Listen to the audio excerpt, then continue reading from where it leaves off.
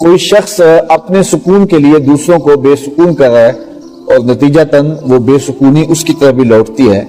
اور پورا معاشرہ بے سکونی کی لپیٹ میں ہے۔ دوسروں کو آرام پہنچانے کا جو فائدہ پہنچتا ہے اور جو اس کا نفع پہنچتا ہے اور اس سے جو راحت نصیب ہوتی ہے وہ تکلیفوں کو ختم کر دیتے ہیں۔ تو اگر پورا انسانی معاشرہ اس اصول کے اوپر اپنی زندگی گزارنے کا فیصلہ کر دیں کہ میں دوسروں کو نفع پہنچانا ہے، دوسروں کو راحت پہنچانی ہے، تو اپنے آپ کو میں تکلف میں ڈال لوں گا، تو پھر اس کا نتیجہ یہ ہوگا کہ وہ خود بھی سکون اور طمانینت پائے گا اور خود بھی ایک راحت کی زندگی جو ہے وہ گزارنا شروع کر دے گا۔ ہم اپنی راحت کے لیے دوسروں کو دکھ میں ڈالتے ہیں، اپنا مال اکٹھا کرنے کے لیے لوگوں کا خون نچوڑتے ہیں، اپنی خوشیوں کے لیے لوگوں کو دکھ دیتے ہیں، لوگوں کو اذیت پہنچاتے ہیں، اپنے آرام کے لیے لوگوں کو بے آرام کرتے ہیں، اور پھر جو ہمارا مطلوبہ مقصد ہوتا ہے وہ ہمیں حاصل نہیں ہوتا۔ لیکن اگر ہم لوگوں کے آرام کے لیے اپنے آپ کو بے آرام کریں، لوگوں کو کھلانے کے لیے خود بھوکے رہیں، لوگوں کو راحت پہنچانے کے لیے خود اپنے آپ کو ضرر اور مصیبت میں ڈال لیں، اور لوگوں کا پیٹ پالنے کے لیے خود جو ہے وہ اپنے پیٹ پہ پتھر باندھ لیں، تو پھر ہماری زندگی پرسکون زندگی گزرے گی۔ اس لیے کہ جو طمانینت ہے، جو سکون ہے، وہ باہر سے نہیں پھوٹتا، وہ اندر سے پھوٹتا ہے۔ تو ہمیں یہ ایک زندگی گزارنے کا ڈھب دیا گیا ہے۔ ہمیں کہا گیا کہ گوشۂ چشم سے بھی کسی کا مذاق نہ اڑاؤ، یعنی تم زبان سے کسی کو تکلیف نہیں دیتے ہو، تم کسی کو گالی گلوچ نہیں کرتے ہو، تم کسی کو پاؤں سے ٹھوکر نہیں مارتے ہو، تم کسی کا مال غصب نہیں کر رہے ہو، تم کسی کا حق غصب نہیں کر رہے ہو، لیکن تم اپنے گوشۂ چشم سے، اپنے انداز سے، اپنے رویے سے کسی کو حقیر جان رہے ہو، تو ہماری شریعت اسلامیہ تمہیں اس پر بھی قدغن لگاتی ہے کہ تمہارے گوشۂ چشم سے بھی کسی کی حقارت کا انداز نہیں پھوٹنا چاہیے۔ دو آدمی بیٹھے ہوں تو ان میں سے ایک آدمی کو الگ کر کے سرگوشی کرنے سے شریعت میں منع کیا ہے۔ کیوں منع کیا ہے؟ اس لیے کہ دوسرے شخص کو جو ہے وہ اپنا وجود غیر اہم لگے گا کہ ہم دو بیٹھے ہوئے تھے، اس کو بلا کر کے اس کے کان میں سرگوشی کی ہے، یہ کوئی اہم شخص ہے اور میں غیر اہم ہوں، تو اس کے لیے تم اور موقع تلاش کر لینا اگر ضروری ہے اس سے پردے میں بات کرنے کی۔ تو اس سے شریعت اسلامیہ کی حساسیت کا اندازہ کریں کہ کس قدر شریعت لوگوں کے جذبات کا خیال اور لحاظ رکھتی ہے۔ اور اگر ان نازک اور باریک باتوں کی مثال آپ دیکھنا چاہیں، دور نبوی میں ایک صحابی کے گھر مہمان آ گئے اور کھانا اتنا تھا کہ اگر خود کھاتے تو مہمانوں کے لیے نہیں بچتا، اگر مہمان کھاتے ہیں تو خود نہیں کھا پاتے، اور اگر مہمان اکٹھے کھاتے ہیں تو مہمانوں کو سیراب ہو کر کھانا نصیب نہیں ہوتا، اور اگر صرف مہمانوں کو دے دیتے ہیں تو مہمان شرمندگی محسوس کریں گے کہ ہم ان پر بوجھ بنے ہوئے ہیں اور یہ خود بیچارے نہیں کھا رہے۔ تو انہوں نے کھانا دسترخوان پہ لگا دیا اور اپنی بیوی کو کہا کہ جب کھانا کھانے بیٹھ جائیں گے تم کسی بہانے سے اٹھنا اور چراغ الٹ دینا، پھر اندھیرا ہو جائے گا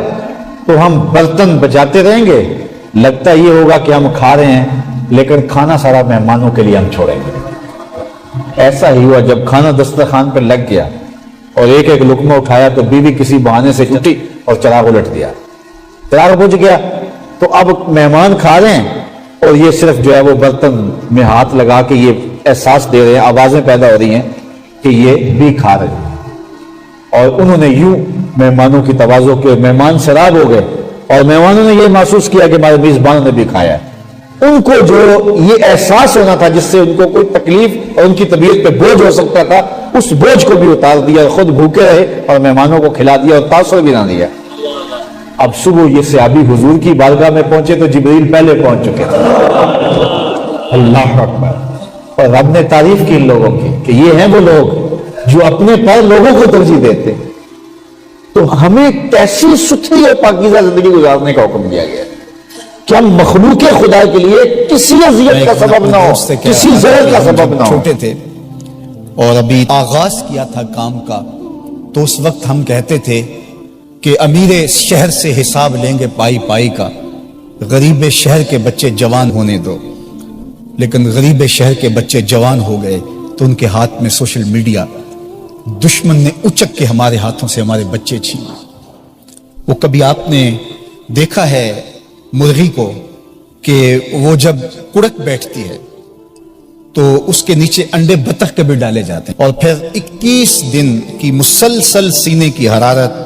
اور گرمائش پہنچانے کے بعد ان مردہ انڈوں میں آثار حیات نمودار ہونے لگتے۔ بطخ کے بچے جب انڈوں سے نکلتے اور مرغی ان کو لے کر کے جاتی ہے باہر گھومنے کے لیے، تو آگے جوہر ہوتا ہے، چھپڑ ہوتا ہے، اور سارے بچے چھلانگ لگا کے جوہر میں چلے جاتے ہیں، اور مرغی وہاں کھڑی ہو کے کڑ کڑ کر کے اپنے درد کا اظہار کر رہی ہوتی ہے کہ ان کو سینچا میں، ان کو پالا میں نے 21 دن کی ساری خواہشات کو ترک کر کے ان کو اپنے سینے کی توجہ دی اور یہ چھپڑ میں جا بڑھے۔ آج ہمارے ساتھ بھی یہی ہوا کہ ہم سوچ رہے تھے کہ یہ نئی نسل اٹھے گی، بنی اسرائیل کی وہ قوم جو قبطیوں کے زیر اثر رہی، اور جب حضرت موسیٰ علیہ السلام نے کہا کہ تم نے عمالقہ سے لڑنے جانا ہے، تو انہوں نے کہا فَاذْهَبْ أَنْتَ وَرَبُّكَ، آپ جائیے، آپ کا رب جائے، ہم تو یہاں بیٹھ کے دیکھیں گے، اگر فتح ہوگی تو ہم آپ کے ساتھ ہوں گے۔ لیکن جب مقام تی میں ان کو قید کر دیا گیا، تو پھر آزادی سے پیدا ہونے والے نئے بچے جو وہاں پیدا ہوئے اور جوان ہوئے، انہوں نے پھر عمالقہ سے لڑائی کی۔ ہم جب چھوٹے تھے ہم یہ سوچتے تھے شاید 100 سال تک سامراج کی غلامی رہنے والے لوگ شاید آزاد نہیں ہو پاتے، جو آزاد پاکستان میں سانس لے کے پروان چڑھیں گے تو شاید وہ کھڑے ہوں اور وہ امت کا اثاثہ بن سکیں۔ لیکن مرغیاں پھر دیکھتی رہ گئیں اور یہ بچے چھپڑ میں چلے گئے۔ یہ چھپڑ چاہے سیاست کا دیکھ لیجئے، اور ان کی بولیاں دیکھ لیجئے، اور ان کے انداز اور تیور دیکھ لیجئے۔ ہماری اسمبلیاں مچھلی منڈی ہیں، اور ہمارے جو نمائندے ہیں وہ قابل فروخت مال ہیں۔ قوموں کا اثاثہ یہی ہوتا ہے، قوموں کا سرمایہ یہی ہوتا ہے۔ منبر و محراب کی بات ہوئی، خانقاہوں کی بات ہوئی، یہ درد چھیڑے تو پمبا کجا کجا نہم کہ ہما داغ داغ است۔ کسی نے کہا تھا کہاں کہاں روئی رکھوں، جگہ جگہ سے تو خون رستا ہے، جاؤں تو کدھر جاؤں، درد تو رس رہا ہے، خون تو رس رہا ہے۔ تو حیا کا جوہر لٹ گیا، دور موجود کے فتنوں نے ہماری نسل کو اچک لیا ہے۔ وہ غنیمت ہے لوگ جو اپنی نسل کو بچا سکے، اور میں آپ سے یہی کہتا ہوں کہ ہم نے آنے والی نسل کو بچانا ہے، ہم نے ہمت نہیں چھوڑنی، ہم نے آنے والی نسل کے لیے محنت کرنی ہے۔ والدین کو ذمہ لینا پڑے گا کہ ہم اپنی اولاد کی صحیح تربیت کریں۔